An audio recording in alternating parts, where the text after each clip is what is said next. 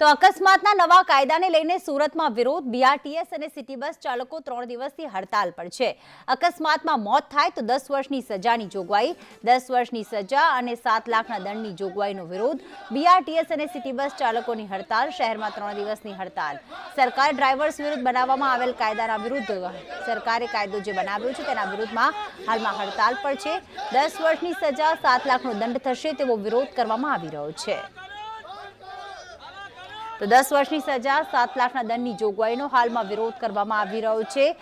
કેન્દ્ર સરકાર દ્વારા નવા નિયમો અને કાયદામાં નવી જોગવાઈનો ઉમેરો થતા ક્યાંક ટ્રક ચાલકો છેલ્લા ઘણા સમયથી તેનો વિરોધ કરી રહ્યા છે. ટ્રકના ડ્રાઈવર્સ હાલમાં હડતાલ પર ઉતરી રહ્યા છે, રસ્તા રોકો આંદોલન કરી રહ્યા છે, ટાયર સળગાવી અને ક્યાંક વાહન ચાલકોને અટકાવી રહ્યા છે. બીઆરટીએસ હોય કે સિટી બસ હોય, એમાં તમામ ડ્રાઈવર્સ આવી જાય છે, એટલે કે હેવી વ્હીકલ્સના ડ્રાઈવર્સ આવી રહ્યા છે, જેના કારણે તેઓ પણ જોડાયા છે.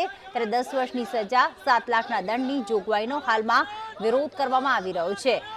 ખાસ શા માટે ડ્રાઈવર્સ કેમ આકરા પાણીએ છે તેની જો વાત કરીએ તો આખરે જો તેમને સજા આપવામાં આવે કે તેમને દંડ ફટકારવામાં આવે તો તેમના પરિવારનું શું થાય?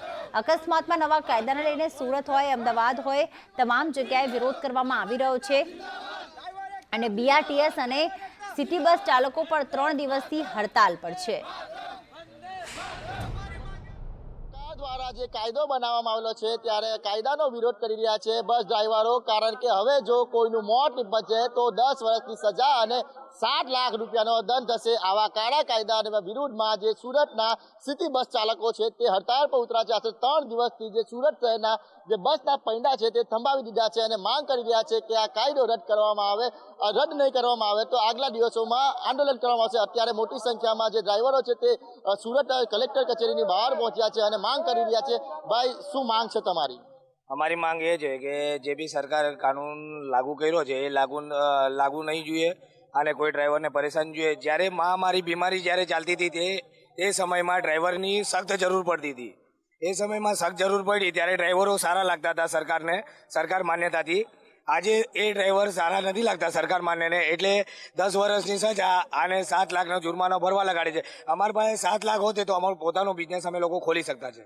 અમે 7 લાખનો બિઝનેસ અમે લોકો ગમે ત્યાં ખોલી શકીએ, તો ડ્રાઇવિંગ શું કામ કરીએ? અમે ડ્રાઇવિંગ કરવા નથી માંગતા. જ્યાં સુધી આ કલા કાનૂન નહીં હટે. એ અમારે 7 લાખ રૂપિયા જુર્માનો અને 10 વર્ષની સજા છે.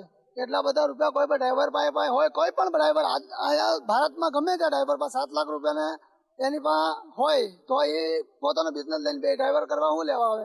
નાઇટ દિવસ એક કરે, સવારે વહેલો જાગે, મોડો જાય, તો એ ડ્રાઈવર આપણે ગાડી સકાવે તો એ લોકોને પૈસા હોય એટલા બધા, એ લોકો એટલી રાત દિવસ મહેનત શું લેવા કરે? વિરોધ કરી રહ્યા છે અને એક જ માંગ કરી રહ્યા છે કે જે 10 વર્ષની સજા અને 7 લાખ રૂપિયાનો દંડ જે ફટકારવામાં આવ્યો છે તે દૂર કરવામાં આવે.